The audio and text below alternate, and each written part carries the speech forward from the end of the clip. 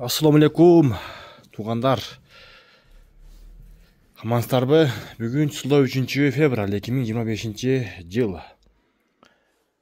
Сіздерге бір жақсы пайдалы видео тартқым келді.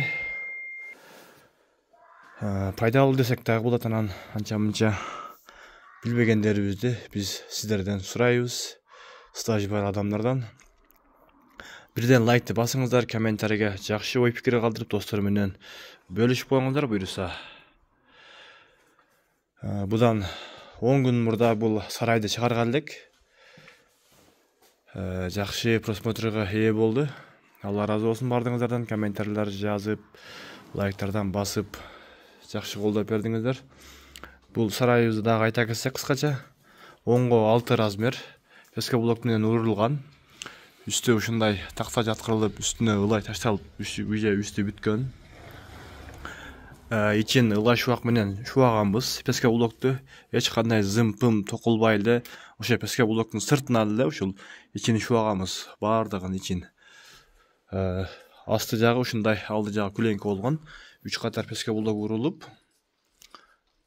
Бұйырса азыр мынау 3 торпоқ ичин жақшы эле жылуу да ичи. Нормальный. Bir температура градус bir азыр ушулдапта bir 10-15 бар да ичи. Жылуу да буюрса. Анан көп жылдан бери багып жүргөн, шу өгүз багып жүргөн, ургаш торпокторду багып жүргөн стаждуу акалардан, агалардан анча-мынча билбеген суроолорубузду беребиз. Анан өзүңүздөр дагы бизден анча-мынчасын билбей айткан болсок, комментарийге жазып койсоңуздар өтө жакшы болот. Азыр мен мындай дыйканский эле кылып бул 3 ургаш торпокту, 1 жашар ургаш торпокторду алып буйруса багып баштадым. 1 жума болду. 45 миңдин тегереги алынган акчалары. Үчөөнү алып буйруса Алла ыраазычылык үчүн дыйканский кылып баштадык. 3 мал чөп, 2 мал жем, 2 мал суу берип атабыз.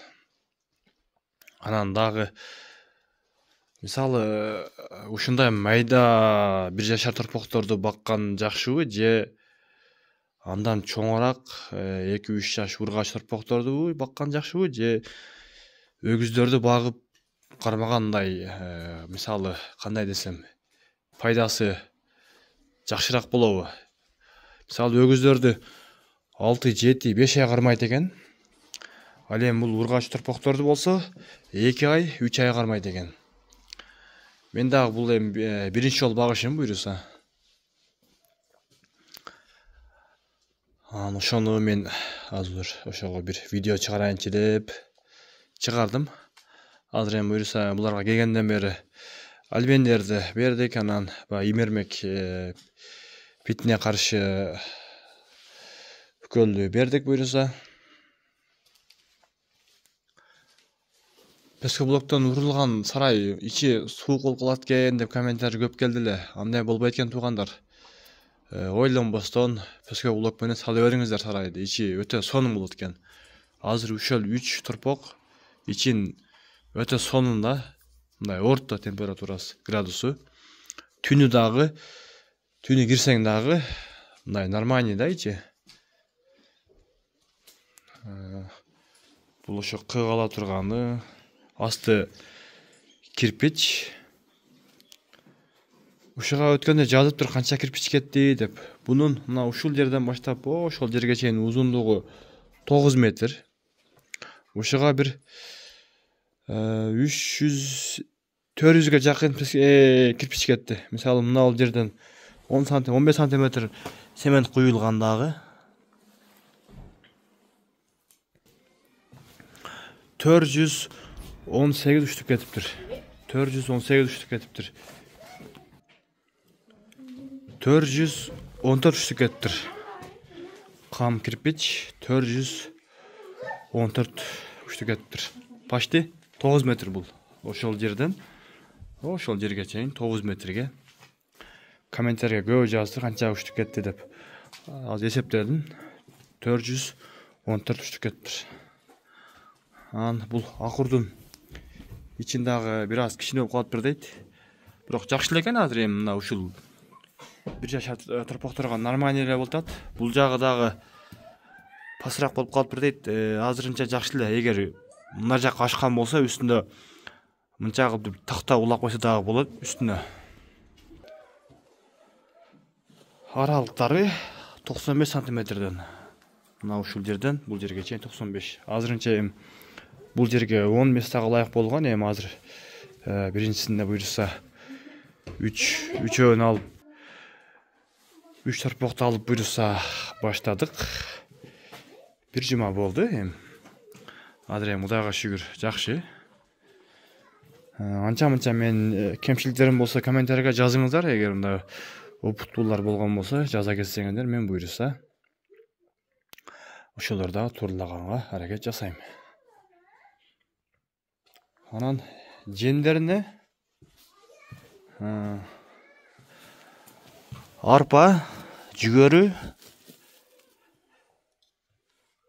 мака үчөөүн тарттырылып, аралаштырып берип атам. Эми азыр саар кеч 2 мал 1 килограмм 200 грамм берип атам азыр эми. Анан ар жума 200 граммдан кошуп буйрса көбөйтөбүз.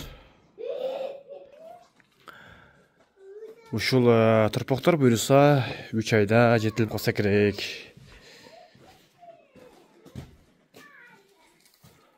Анан опуттуулар комментарийге жазыңыздар буйрса. Анан ушундай ким өгүз багып аткан болсо, ушундай унажын багып аткан болсо, сарайлары болгон болсо, жаңы сарай бүткөн болсо, мен өзүм номерим экран бетине калдырам. Чалыңыздар, мен буйрса элдерге пайдалуу видео кылып, опуттуңуздардан бөлүшүп видео чыгарабыз. Бул эми элдерге пайдасы тийсе өтө сонун болот. Мен өзүм нокаттан болом.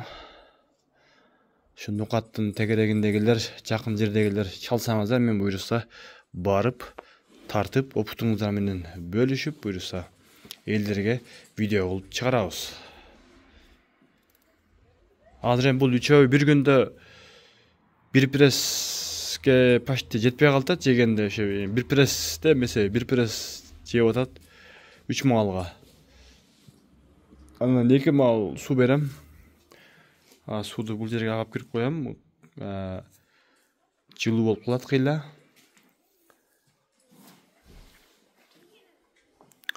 Ушундай өгүз баккандар, унажын баккандар айтсаңыздар, мен буйрса барып тартып элдерге пайдасы жетсе биз сүйүнөбүз.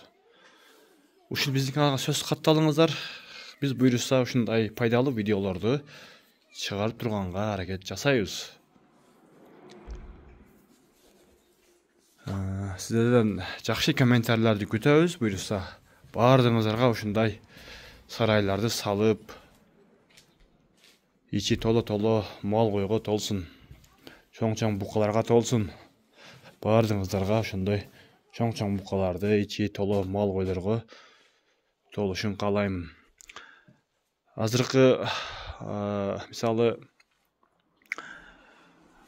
торпок багыш үчүн 4-5 керек, же 10ду байлаш керек дегендерге мисалы бирди деле байласаңыз деле боло берет. Кичине сабыр кылып, мисалы 1 торпокко, 2 торпокко жетишип акчаңыз болсо, мен өзүм жеке оюм алып 2-3 ай сабыр кылып буйрса бага берсеңиз, ошону мисалы 1 жыл айландырсаңыз кыйла көбөйүп калат. Анан опуттуулар дагы жазыңыздар. Мен буйрса бул биринчи жолу багышым. Сиздерден мен жакшы ой пикир, комментарий күтөмүн. Мына ушинтип видеобузду жыйынтыктайбыз. Алла ыраазы болсун баардыгыңыздардан.